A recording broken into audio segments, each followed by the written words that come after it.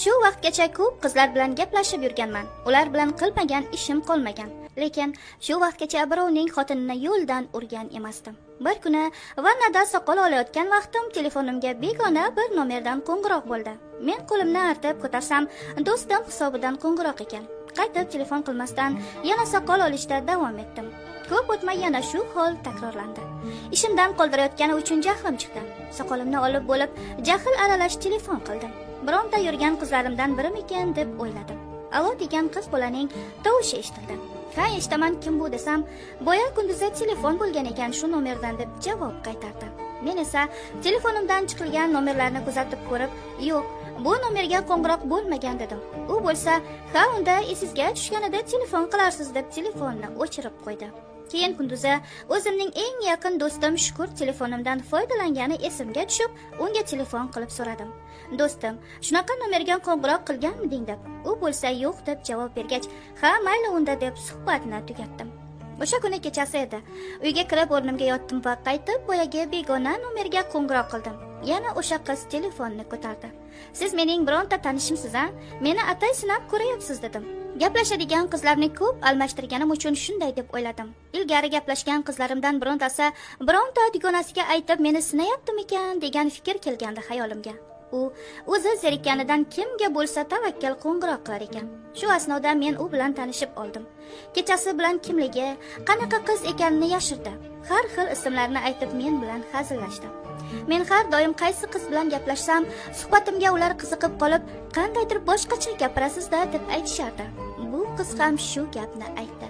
Kechasi bilan gaplashar ekanmiz, men uni ichki dunyosiga kirib borishga, uni yaxshiroq bilib olishga harakat qilardim. Lekin ovozidan bilardimki, u mendan sal kattaroq edi. Buni unga chiroyligina qilib aytdim. Siz mendan kattaroqsiz. Menimcha 92-yillar atrofida deb. O'zim 95-yilman. U bo'lsa, ha, shunday, to'g'ri topdingiz deb qo'ydi. Men esa nega agar bu yoshda bo'lsa erga tegmagan ekana yoki biror nimasi bormikin deb o'yladim. Unga uchrashishni taklif qildim. U bo'lsa, "Qo'ying, meni ko'rsangiz qochib ketasiz" dedi. Men hayron bo'lib, "Nega?" deb so'radim. U "Yo'q, kerak emas" dedi-da gapni boshqa yoqqa burib ketaverdi. Xullas, suhbatimiz shu kechasi shunday yakunlandi. Ertasi kuni kunduzi yana gaplashdik. Men bozorda erkaklar kiyimi savdosi bilan shug'ullanaman. Unga buni suhbatimiz orasida aytgandim va kunduzda u do'konimga keldi. Bir kun oldin kechasi suhbatlashganimizda gap orasida u sizga qanaqa qizlar bilan gaplashish yoqadi deb so'raganida menga aynan er yo'q, erdan ajrashgan, o'zimdan yoshi kattaroq ayollar yoqadi deb javob bergandim. U bo'lsa nuqul yo'q deb javob qaytargandi. Xullas, do'konda aynan mijozlar yo'qligida keldi. Qarasam, bo'ylari uzun, qomati yaxshigina kelinchak ekan. U uyalib mendan sal narida turib ko'zlarini olib qochgancha unchalik menga qara olmadi va ko'p turmay mayli unda deb chiqib ketdi. Shu asnoda yana telefonda gaplashib, shu 2 kun ichida bir-birimizni yaxshiroq bilib oldik. Aytishicha eri bor ekan. Faqat boshqa viloyatlariga 20 kun, 30 kunlab ishga ketar ekan. Aslida 92-yil emas, 90-yilga. 2 bolasi bor, tumanimizdan sal nariroqdagi bir savxozda turadigan bo'lib chiqdi. Turmushida ko'p qiynalgan ekan. 3-kuni kechasi telefonda gaplashib yotgandik. Uni ochiqroq gaplashishga undab qo'ymasdim. Yarim kechasi bo'lganda yoniga borishimni aytdim va u yo'q deb javob qaytardi. Lekin men baribir uni manziliga bordim va uni tashqariga chaqirdim. O'sha vaqtlari qish fasli bo'lib, yanvarning 9-kunlari edi. U kurtkada bir amallab oxiri chiqdi. Ko'chada esa kun sovuq bo'lgani uchun hech kim yo'q edi. U qo'rqib hadiksirab turardi. Nazarimda o'zi ham nimaga bunday qilayotganini anglamasdi. U ixchamgina kapishonli kurtkasida sovuqdan divrab turarkan, xuddi yosh qizlardek edi. Shu damda men nima bo'lsa bo'lar deya uni quchoqlab lablaridan o'pib oldim. Yashirib nima qildim? Xayolimda faqat bitta narsa edi. U qo'rqib kimdir ko'rib qoladi dedi va o'zini orqaga oldi. Men esa uni uyiga kirishimizni so'ragandim. U hadiksiragan tovushda yo'q deb rozi bo'lmadi. Lekin baribir uni ko'ndirdim va uyiga kirdik. Begona uylarga devor oshib, deraza oshib gaplashib yurgan qizlarimni oldiga kiraverib, bu borada ancha tajribam oshgan edi. Ichkariga kirsak, bolalari uxlab yotardi. U o'z-o'zidan uyalib, "Nuqul, nahotki men shunday qildim, erimga xiyonat qildimmi?" derdi. Uning bu holatidan to'g'risi bir oz hayron bo'ldim. Atayin o'zini shunaqa ko'rsatyapti deb o'ylayotgandim. Unga oldin bunaqa qilmaganmisiz kim bilandir deb so'radim. U bo'lsa Xudo haqqi bunaqa qilmaganman desa ham ishongim kelmasdi. Bo'lishi mumkin emas. Bo'lmasa telefonda ham gaplashib yurmasdingiz dedim. O'zini tutishidan, men bilan tez til topishib ketganlaridan hech ham yaxshi ayol emas deb o'ylagandim. Tag'in kim bilsin. Tajribalarimdan shuni ayta olamanki, hech qachon ayolni ichidagilarni 100% bilib olish qiyin ekan. Nima bo'lsa bo'lib bo'lganda. Keyin men uyga ketdim. Vaqtlar o'tdi. U bilan har kuni gaplashadigan, har kuni birga yotadigan bo'ldik. U meni yaxshi ko'rib qolganini tinmay qaytarardi.